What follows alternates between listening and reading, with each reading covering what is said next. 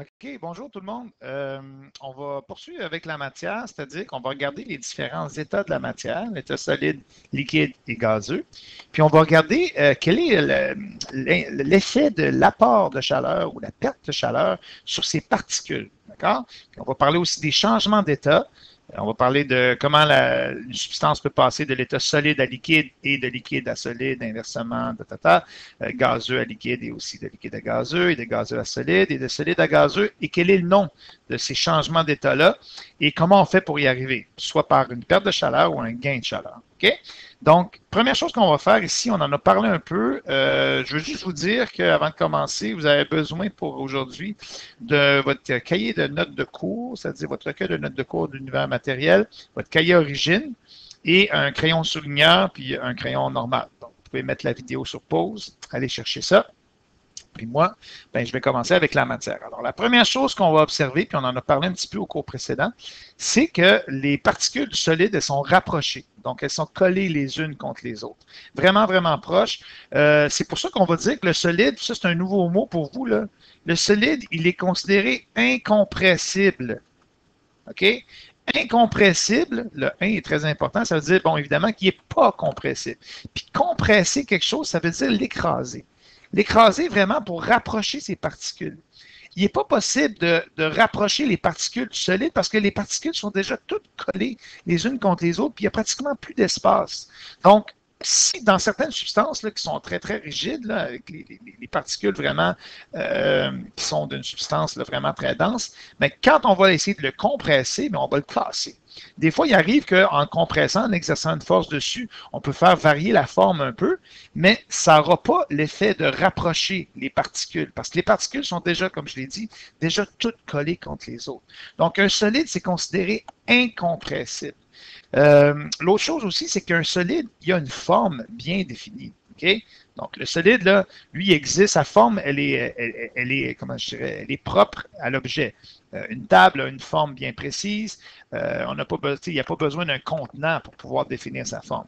Une chaise aussi, je ne sais pas, un arbre a une forme bien précise. Donc, sa forme est bien précise, il n'est pas compressible et ses particules sont vraiment collées les unes contre les autres.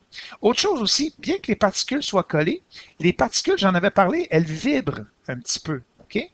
Donc, elles vont avoir un léger mouvement de vibration au niveau des atomes de la matière. Donc, c'est ce qui est à savoir pour les particules du solide. Maintenant, quand une substance solide gagne un petit peu de chaleur, elle va passer à l'état liquide. Les liquides, eux autres, ben, même si leurs particules sont un petit peu plus éloignées, parce que les particules du liquide, il faut savoir que non seulement elles vibrent, mais elles vont tourner, comme j'en avais parlé un petit peu, elles vont tourner sur elles-mêmes. Okay? Elles ont un mouvement de rotation et un petit mouvement de vibration. Donc, elles sont un petit peu plus éloignées les unes des autres, elles vont glisser les unes sur les autres, mais il demeure quand même que le liquide, il est considéré également incompressible. Okay? Il n'est pas possible de compresser un liquide, c'est-à-dire de rapprocher ces particules plus qu'elles sont là. Même si elles sont considérées éloignées, tantôt on va en parler un petit peu dans le cahier, là, origine, mais si je mettais un piston, imaginez-vous que ça c'est une seringue géante, là, c'est le piston de la seringue, ça serait le bout, il y aurait de l'aiguille si vous voulez. Ben, s'il y a un liquide dans une seringue, puis si je bouche l'embout, j'empêche le liquide de sortir, ben, je ne serais pas capable de compresser le liquide. Donc, les liquides sont considérés incompressibles. D'accord? Très important de savoir ça. Donc, incompressibles, elles vont vibrer, elles vont tourner, elles vont glisser les unes sur les autres. Elles sont très proches, donc elles se touchent, mais elles sont un petit peu plus éloignées que les particules du solide. Alors que parlant de compressible ou incompressible, le gazeux, l'état gazeux, donc un gaz, il est considéré compressible. Compressible, encore une fois, c'est que je suis capable d'exercer une pression dessus pour rapprocher ces particules. Un bon exemple de ça, c'est la pompe à bicyclette. Dans une pompe à bicyclette, il y a des particules d'air. Et ce que je fais, c'est que je les compresse. Okay? J'arrive à les rapprocher les unes des autres. Je suis capable de baisser le piston vers le bas. Et ça augmente la pression à l'intérieur du tube. Puis ça expulse l'air à l'extérieur de la pompe à bicyclette. Puis là, je peux mettre de l'air dans ma roue de vélo.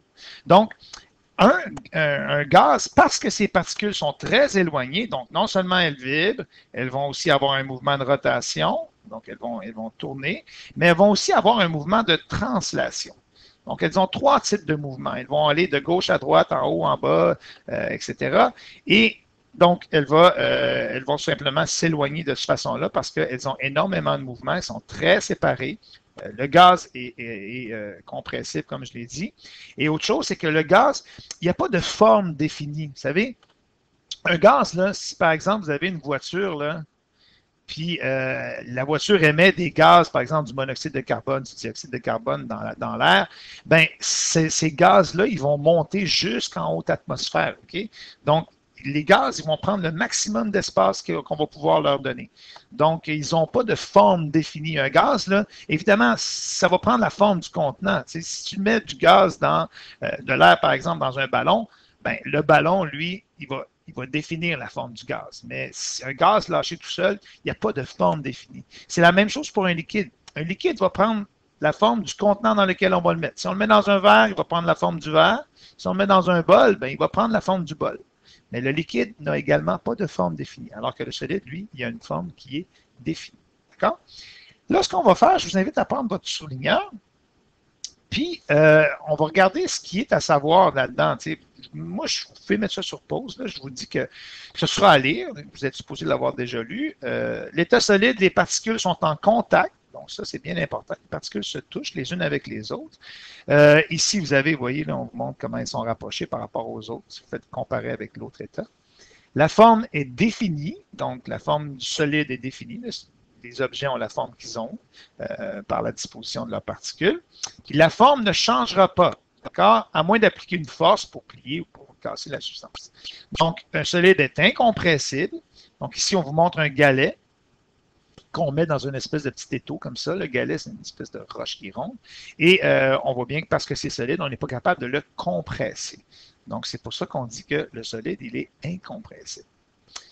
Ici, donc l'état liquide, les particules demeurent en contact, donc elles sont quand même en contact, mais elles vont glisser les unes sur les autres. Regardez ici à droite, là. La forme de liquide n'est pas définie, donc il va prendre la forme du récipient. Le liquide est incompressible. Et comme vous voyez, on vous dit que c'est impossible de comprimer un liquide. C'est ça la seringue que je vous disais. Vous voyez, le piston est ici. Ici, j'ai un liquide. Si je bouche l'embout, j'empêche le liquide de sortir, bien, vous n'êtes pas capable d'appuyer une pression parce qu'un liquide, c'est impossible à comprimer. Donc, c'est pour ça qu'on dit que c'est incompressible, tout comme le solide. Alors que les gaz à la page 109, donc l'état gazeux, évidemment, la forme n'est pas définie, comme je l'ai dit. Si on met ça dans un ballon de football, ben, il va prendre la forme du ballon de football, mais en même temps, si on laisse un gaz libre dans l'air, il va prendre tout l'espace qu'il peut. Mais il prend la forme du récipient qu'il contient, évidemment. Même chose que pour le liquide. Il est compressible. Il est possible d'augmenter ou de diminuer le volume d'un gaz. Un gaz occupe tout l'espace qu'on lui donne. Donc ça également, ce sera à savoir. Moi, ce que je ferai, là, une fois que vous avez souligné ça, là, on va aller plus en détail, puis je vais vous demander de prendre votre page 4. Puis, à la page 4, encore une fois, vous pourrez mettre ça sur pause, mais je vais quand même, donc à la page 4 des notes de cours. Ça, ce sera, donc, prenez une pause pour aller chercher ça. Donc, on vous parle ici de compressible ou incompressible. Donc, la première chose, l'état solide, l'état gazeux est compressible alors que l'état liquide, lui, ne l'est pas. Moi, je vous suggère de dessiner des particules, donc sans dessiner des centaines. Là. Faites des particules qui sont toutes collées les unes contre les autres, pour un solide, par exemple. Okay? Donc, des particules qui sont collées les unes sur les autres, vous comprenez le principe. Le liquide, bien, vous faites des particules qui sont un petit peu plus éloignées que pour le solide, qui glissent les unes sur les autres, comme ça.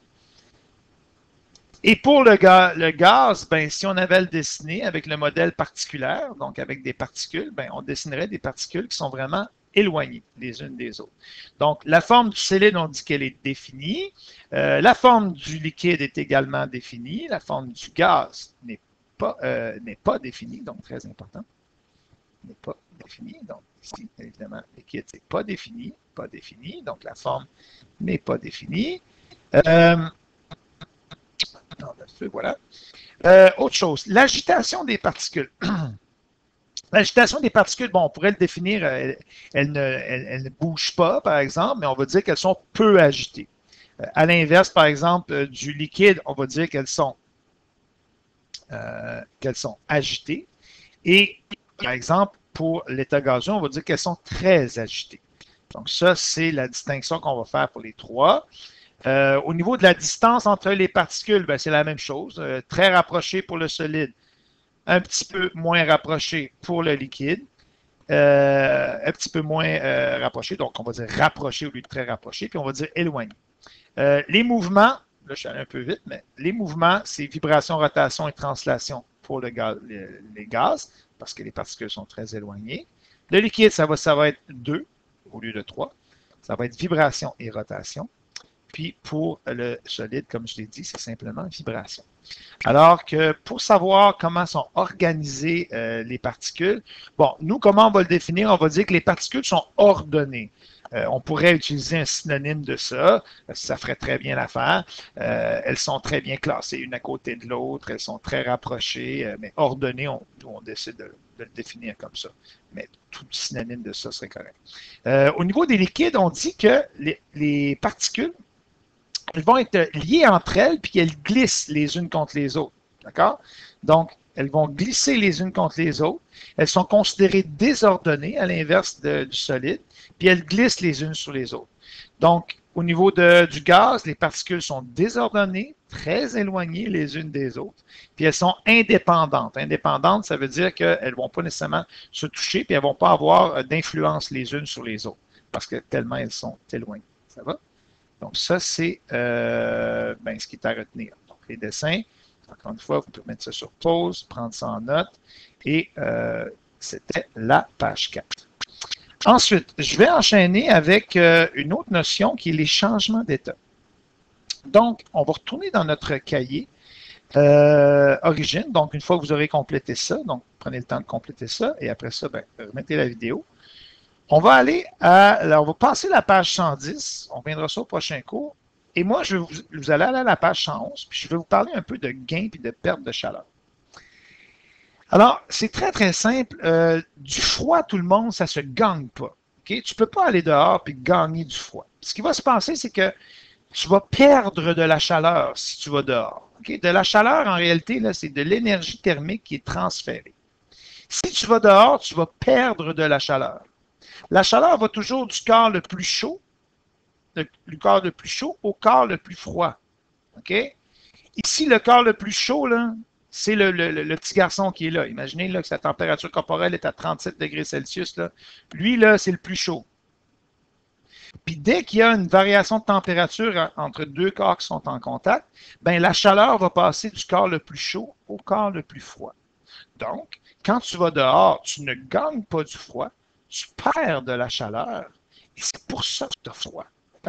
Donc, quand on perd de la chaleur, on se refroidit. Quand on met des objets dans un réfrigérateur, là, le réfrigérateur, il ne donne pas du froid. Le réfrigérateur, ce qu'il fait, c'est qu'il enlève de la chaleur aux objets. Okay? Il enlève de la chaleur. C'est pour ça que, je ne sais pas si vous avez déjà remarqué, il y a de la chaleur qui sort en bas d'un réfrigérateur. Donc, le réfrigérateur, lui, il enlève de la chaleur. C'est pour ça que les objets, ils se refroidissent. C'est aussi simple que ça. Puis à l'inverse, si tu vas dans un sauna, le sauna, mettons, il est à 70 degrés Celsius. OK? Ben, si tu es à 70 degrés Celsius. Si toi, ton corps est à 37 degrés Celsius, si tu t'en vas dans le sauna, ben là, tu vas gagner de la chaleur. Le corps le plus chaud, c'est le sauna. Tu vas gagner de la chaleur et tu vas te réchauffer. Et ta température corporelle va légèrement augmenter. Donc, c'est l'inverse de perdre de la chaleur. On gagne de la chaleur, on a chaud. Si tu veux faire bouillir de l'eau, tu vas lui donner de la chaleur, tu vas lui donner de l'énergie thermique, la température de l'eau va augmenter et l'eau va se réchauffer. Donc, ce qui est à retenir, pas plus compliqué que de savoir que lorsqu'on a froid, lorsqu'une substance se refroidit, elle perd de la chaleur et lorsqu'une substance se réchauffe, elle gagne de la chaleur. Les objets dans le réfrigérateur perdent de la chaleur. Le réfrigérateur, c'est une grosse machine à enlever de la chaleur. Donc, c'est pour ça que les objets se refroidissent. Si on applique ça à ce qu'on a vu tantôt, c'est pas compliqué. Si je donne de la chaleur à de la glace va se réchauffer, elle va passer à l'état liquide. Attends un peu que je règle mon petit problème. OK, donc je disais, si je donne de la chaleur à de la glace, donc si je chauffe de la glace, par exemple, si l'eau non, si la glace sur un lac est réchauffée par le soleil au printemps, ben la glace, elle va se réchauffer, elle va passer à l'état liquide. Ça s'appelle de la fusion. Okay? C'est un changement de phase qui s'appelle changement d'état de phase qu'on appelait dans mon temps, mettons. Ça s'appelle de la fusion. Si j'ai de l'eau liquide qui perd de la chaleur, donc si comme je le mentionnais, si de la glace gagne de la chaleur, elle va fondre, elle va faire un changement qui s'appelle la fusion. Elle va passer à l'état liquide. Mais si, par exemple, j'ai un liquide qui perd de la chaleur, imaginez-vous que je mets de l'eau liquide dans le congélateur. Donc, l'eau liquide va perdre de la chaleur. Si l'eau liquide perd de la chaleur, elle se refroidit, elle va se solidifier. Elle va se solidifier, ça s'appelle la solidification de la glace, de l'eau en glace. Même chose, si je veux faire passer l'eau liquide à l'état gazeux, ben, je vais lui fournir de la chaleur. Si je lui fournis de la chaleur, elle va se réchauffer, elle va passer à l'état gazeux. Si je veux faire, par exemple, passer de l'eau sous forme de vapeur d'eau à la forme liquide, ce que je vais appeler la condensation liquide, ben, je vais enlever de la chaleur, donc la vapeur d'eau va se refroidir et elle va passer à l'état liquide, ce qu'on appelle la condensation liquide. Ici, on appelle ça l'évaporation ou plus spécifiquement la vaporisation. Donc, la vaporisation, état liquide à état gazeux, et lorsque le gaz perd de la chaleur, se refroidit, il passe à l'état liquide. Il est possible aussi de passer de l'état gazeux à l'état solide et l'état solide à l'état gazeux. On va revenir là-dessus. Mais ce sur quoi je vais insister ici, c'est simplement sur la perte puis le gain de chaleur. Donc, quand je donne de la chaleur, je me trouve à faire, par exemple, fondre la glace, l'amener à sa phase liquide. Si je donne de la chaleur au liquide, ben, je vais le faire passer à l'état gazeux. Et inversement, si j'enlève de la chaleur à un gaz, il va passer à l'état liquide. Si je lui enlève encore plus de chaleur, il va passer à l'état solide. C'est ça qui est illustré à la page 111. Donc, à la page 111, vous avez les trois états qui sont là, l'état gazeux, l'état liquide, l'état solide. Puis entre les deux, vous avez les changements de phase, les deux changements de phase inverses, entre autres. Le premier que j'ai abordé tantôt, c'est que je vous ai dit que tu peux passer de l'état solide à l'état liquide. Okay? Donc, un bon exemple de ça, c'est que je pourrais, par exemple, prendre un lingot d'or, puis si je le chauffais à plusieurs centaines de degrés Celsius, je serais capable de faire fondre le lingot d'or. Puis, le lingot d'or, lui, il me donnerait, un petit peu, le lingot d'or me donnerait, comme je disais, ben, de l'or liquide. Et ce serait le changement de phase que j'appelle de la fusion. Ça, je pourrais prendre l'exemple de la glace qui s'en va sous forme liquide, qui va faire de l'eau. L'inverse, c'est que je pourrais, par exemple, ben, juste refroidir mon or liquide et il redeviendrait à température pièce, il redeviendrait sous forme solide. Ça s'appelle la solidification. C'est le même principe par lequel l'eau d'un lac va geler en hiver parce qu'il y a perte de chaleur de l'eau et l'eau du lac va passer de la forme liquide à la forme solide, ce que j'appelle la solidification. Ensuite, je pourrais, par exemple, passer de l'état liquide à l'état gazeux. Ça s'appelle la vaporisation. Un exemple de ça, c'est que de l'eau qui bout dans une casserole, je lui donne de la chaleur, l'eau liquide va passer à sa phase gazeuse. Inversement, je pourrais faire passer de la vapeur d'eau à sa phase liquide. Ça, vous avez ça des fois sur de la buée sur un verre, c'est-à-dire que dans l'air, il y a de la vapeur d'eau, d'accord? Donc, il y a de la vapeur d'eau dans l'air. La vapeur d'eau, c'est des petites molécules d'eau un peu partout. Quand ces molécules-là touchent à de l'eau qui est froide, ben, ça fonctionne avec de l'eau froide, évidemment. Si je mets de l'eau chaude, je ne vais pas avoir la buée qui est là. Mais la buée va se former, c'est-à-dire l'eau liquide va se former lorsque la vapeur d'eau, lorsque le gaz va toucher quelque chose de plus froid. Et là, ça va se liquéfier. Puis, dans la même genre, là, lorsque de la vapeur d'eau va toucher quelque chose qui est extrêmement froid, ça va faire du givre. Ça va passer directement à l'état solide, ce que j'appelle la condensation solide. Donc, si la vapeur d'eau, donc si le gaz, si l'eau sous forme de gaz touche quelque chose qui est relativement froid, ça va se transformer en liquide, ce que j'appelle la condensation liquide. Donc, ça, il faut savoir ça. Mais si la vapeur d'eau touche à quelque chose qui est encore plus froid, imaginez-vous une fenêtre en hiver où est-ce qu'il fait moins 30 dehors, puis la vitre devient très, très froide, bien là, la vapeur d'eau, l'eau sous forme de gaz dans l'atmosphère, va passer à l'état solide. Ça s'appelle la condensation solide. Il existe aussi des changements d'état qui concernent, attendez un petit peu, voilà, qui concernent le passage de l'état solide à l'état gazeux. Ça s'appelle la sublimation. La sublimation, c'est quand un solide va passer directement à l'état gazeux. Par exemple, la glace sèche, c'est du dioxyde de carbone qui est très, très, très froid, qui est à moins 78 degrés Celsius à peu près. Et lorsque je le mets à température pièce, il passe directement à l'état gazeux. Ça s'appelle de la sublimation. Donc, de la sublimation, c'est le passage de l'état solide à l'état gazeux. Il y a quelque chose qu'on appelle des boulamites, des boules de naphtaline. Peut-être que vous n'êtes pas familier avec ça, mais anciennement, on mettait ça dans les garde-robes lorsqu'on entreposait, par exemple, du linge pendant de nombreux mois, du linge d'hiver ou du linge d'été. Et c'était pour empêcher que les mites puissent dégrader les tissus. Donc, on mettait ça. Et ça, la naphtaline, c'est un solide qui dégage un gaz directement et qui va fondre. Les boulamites finissent par fondre. Et ça éloigne, comme je vous dis, les mites. C'est des petits micro-organismes qui dégradent les vêtements. Fait que ça, c'est vraiment, c'est comme si les boules, ils fondaient à vue d'œil, sans même libérer un liquide. Ils passent directement de la phase solide à la phase liquide. Ça s'appelle des boulamites, des boules de naphtaline. Donc, c'est ça. Donc, il faut savoir les 6 changements de phase. Donc, savoir lequel est le changement inverse de l'autre. Donc, la vaporisation, c'est un changement de phase qui a lieu lorsque j'apporte de la chaleur. La condensation liquide, c'est le changement inverse de la vaporisation. C'est un changement de phase, changement d'état, qui va apparaître lorsque je vais perdre de la chaleur. C'est pour ça qu'il y a une flèche bleue. Et de la même façon, la fusion, c'est un changement d'état qui va avoir lieu lorsque on va donner de la chaleur, lorsqu'il y a un gain de chaleur, donc on chauffe un solide, il devient liquide. Puis la solidification, c'est un changement d'état qui vient lorsque le liquide va perdre de la chaleur, comme par exemple de l'eau d'un lac qui devient de la glace.